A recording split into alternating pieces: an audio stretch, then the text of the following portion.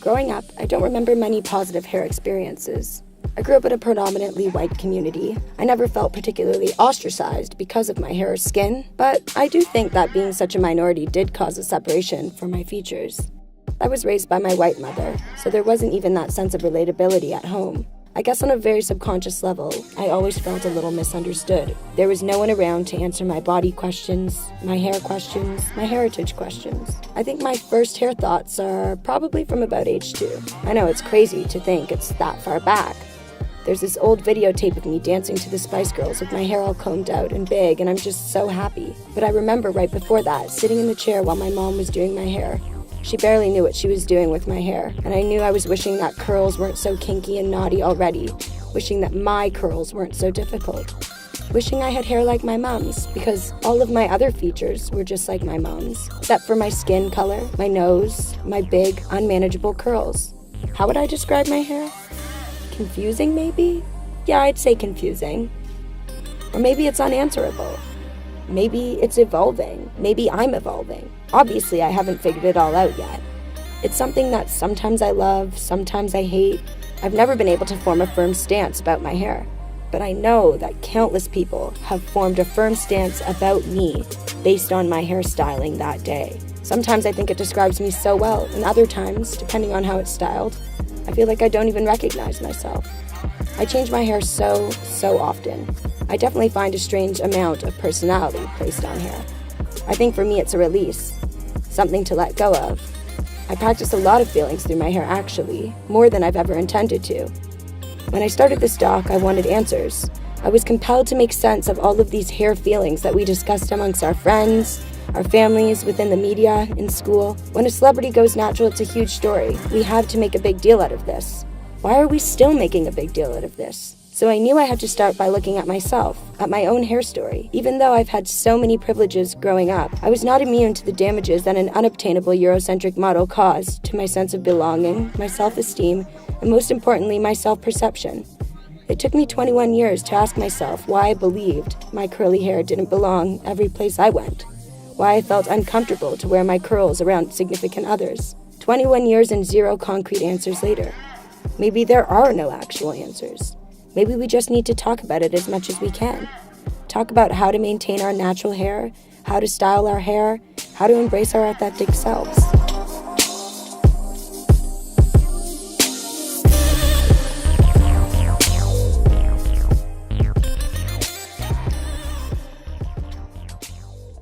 African hair, or curly hair, or nappy hair, you will find in whatever language people still describing African textured hair as bad, as not desirable. Stemming from colonialism, where notions of Eurocentric beauty dominated. So the closer one was in appearance to the European, the higher up you were in a social hierarchy. So even though colonialism is long gone, the notions of what is considered beautiful, what is considered acceptable, persists. Hi, my name's Caroline Muir-McMillan, and I'm one of the co-founders for the Curl Ambassadors. It's a unique service in itself to really understand every single curl type and texture. Your curls are not the same as my curls, right? Because we've all got a different shrink-up factor. And scissors are one of the things that we've all feared the most. Black pride happens in like the 60s and 70s, right? Mm-hmm. So natural hair is more accepted, and dreadlocks, for example, which were considered just an abomination. Now you will see people in public office or people in the media or so on who have dreadlocks, and it seems to be accepted. But it's only accepted in certain ways, in certain times, and it's not accepted across the board. I think overall there's still a policing of black hair, I guess is a way to put it, in that I think increasingly in North America, natural hair is now becoming fashionable. Our main service, our signature service that we've trademarked is the Curly Do.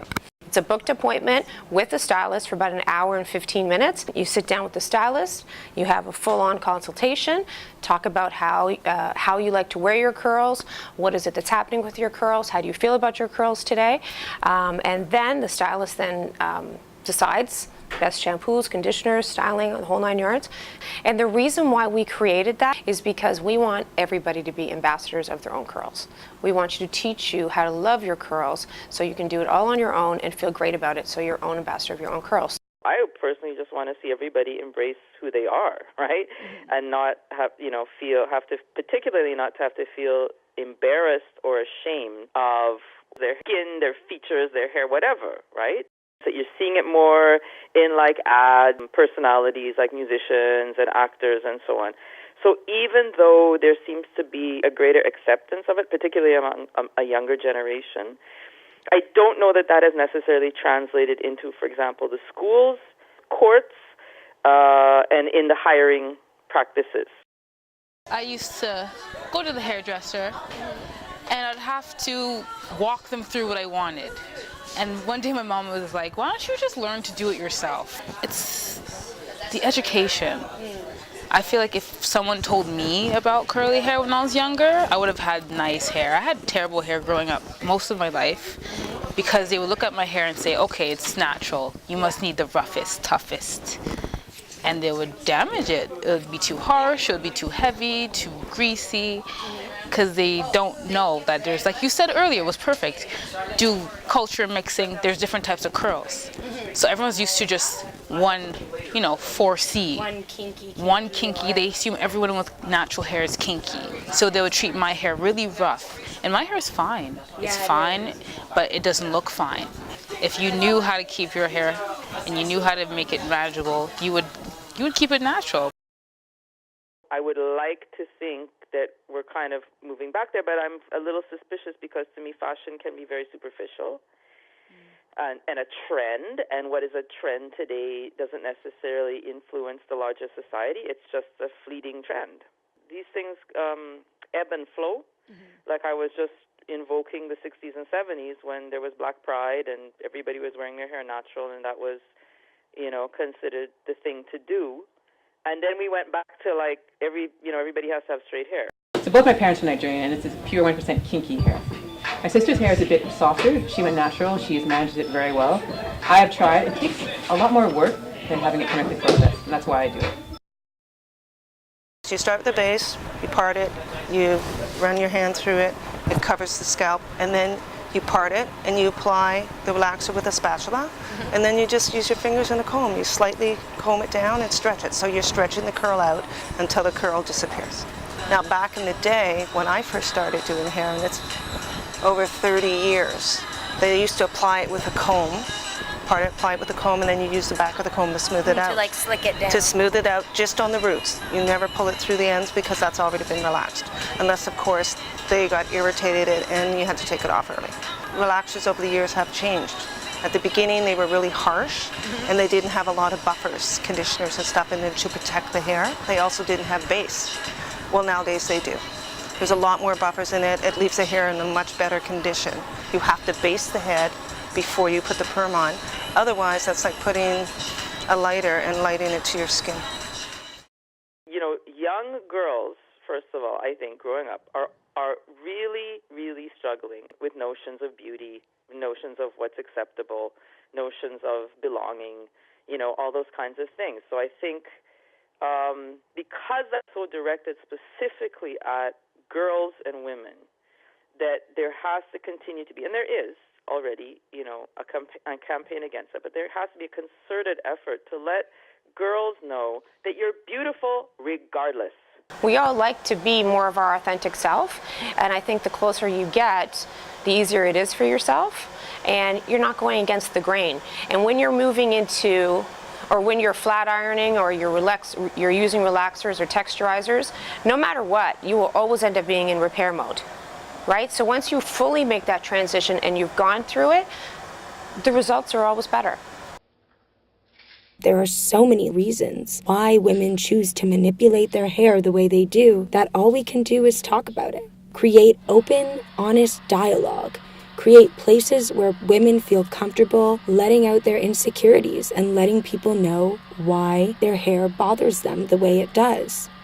Hair still matters more than it needs to. I know this because every Black woman who's ever put her hands in my hair or around my hair has told me that I have, quote unquote, good hair.